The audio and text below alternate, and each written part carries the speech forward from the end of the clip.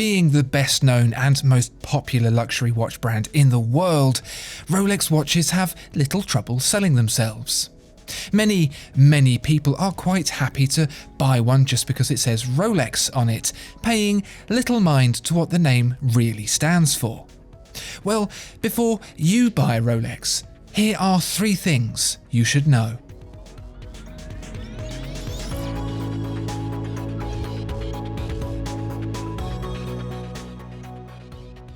When you think of the mighty Rolex, you think of the numerous different inventions the brand brought to watchmaking. The water-resistant watch, for example, in 1926. The automatic self-winding movement in 1931. The first self-changing date in 1945. Every single one of those developments changed watchmaking forever, and not just in the hyperbolic sensationalist marketing sense. They actually forced other brands, much bigger brands, to change the way they operated. Before the 1926 Oyster, for example, watchmakers considered light dustproofness to be perfectly adequate for a wristwatch. Rolex changed that.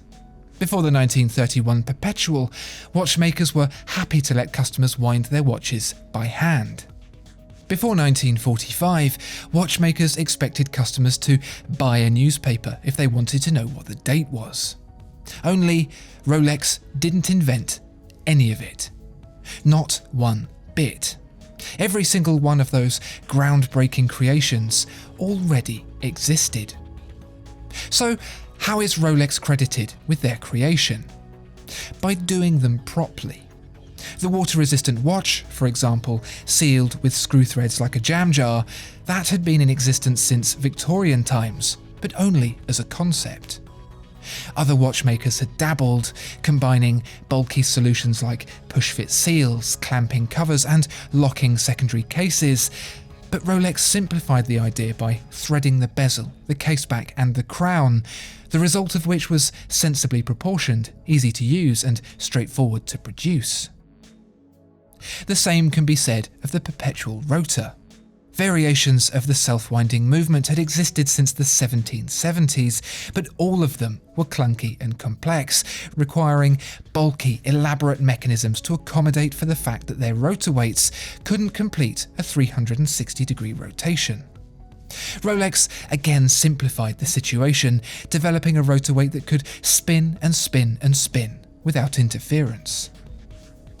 And the self-changing date. The perpetual calendar had been in existence for decades in wristwatches and centuries in pocket watches, the first known a Thomas Mudge from 1762, and those all had a self-changing date in them. But once again, Rolex saw an opportunity to refine and simplify this hallowed complication, taking away all the complexity to be left with just the date, and one that needed manual adjustment every month at that. For Rolex, it's never been about the originality of the idea, more the execution, the simplicity, the way it just works. Remind you of any other industry-leading tech manufacturers? Rolex came to the watchmaking game pretty late in life. By the time founder Hans Wilsdorf got into it in 1905, Omega had already got a 57-year head start, Patek Philippe 66 years. There was no chance for 24-year-old Hans Wilsdorf, with no watchmaking training whatsoever, to start making watches that would come anywhere close to competing all by himself. He needed help. He needed someone to make his watches for him. That's fine. Plenty of watchmakers get their start by outsourcing construction or buying in catalogue parts. Rolex, however, didn't get around to bringing construction fully in-house until 2004. For 99 years, most of the company's existence, its parts have not been made in-house. A few components, like the hands, still aren't. So what gives? Back when Rolex first started, practically no one was making wristwatches. Here presented an opportunity for Wilsdorf to head his competitors off at the pass, or rather the passing of an old format, the pocket watch. The only wristwatches that existed at the time were ladies' pendant watches powered by inferior cylinder escapements. First, Wilsdorf identified a company that could make movements with Swiss lever escapements, small enough to fit inside a wristwatch, Eigler, and then a company that could supply the hardware to fit them in, Denison, and set about making a watch, a wristwatch, that was actually pretty decent.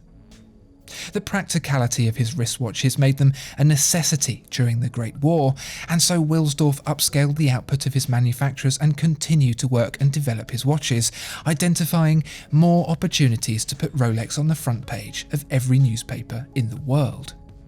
Because that's what Wilsdorf was, a businessman, a marketing man, not a watchmaker. He had an uncanny sense for knowing what the public wanted and how best to deliver it, but not how to put a watch together. But there was one nagging doubt in Wilsdorf's mind about the use of outsourcing, and that was quality. With outsourcing, the brand was vulnerable to anything from inconsistencies to outright defects, and with a reputation for tool-like precision, it was something Rolex could do without. So, one by one, the brand absorbed its suppliers, bought them outright. Piece by piece, Rolex inched towards autonomy and independence, finally purchasing the family business that had so faithfully manufactured its movements, Eigler, in 2004. And what about the hands, still produced elsewhere? Truth be told, it's incredibly rare for watchmakers to produce specialist parts like balance springs, synthetic crystals and rubies, and even hands and dials. After very small, very expensive independence and Seiko, Rolex is now one of the most self-sustaining watchmakers out there. If you're buying Rolex, you're buying into the idea of proper Swiss watchmaking, straight from the foothills of the Jura Mountains, assembled by wizened Swiss watchmakers sustained solely with Swiss cheese and Swiss chocolate. Here's some news for you. Rolex isn't Swiss. Rolex founder Hans Wilsdorf isn't Swiss, the brand wasn't founded in Switzerland, and the first watches weren't made in Switzerland either. Some background to colour in the picture. Wilsdorf was a big fan of England. At the turn of the century, he found himself looking for any excuse to up sticks from his then job in Switzerland as a watch distributor and head across the Channel. And when an opening came up to become an international representative in London, he took it without a moment's hesitation. There, he was presented with a golden opportunity. Watch imports were expensive, and with English watchmaking having long since been on the downturn, there was a lucrative chance to import high-quality Swiss movements, fit them into English cases, and sell them at an affordable price point. His business contacts with Swiss movement manufacturer Eigler got him set up with a powertrain, while English company Denison supplied pretty much everything else. The plan worked, and Wilsdorf's company showed promise. But it needed a name, one that was easy to pronounce in any language, that felt instantly recognisable, and it came to him in 1908 on a coach ride to his jewellers in Hatton Garden. Rolex. The Rolex name was bestowed upon his watches as they won accuracy award after accuracy award, but Wilsdorf's love affair with London wasn't to last. The Great War was brewing, and with it, hostility. Wilsdorf was natively German, and his thick accent and German name alienated him from the city he loved so much.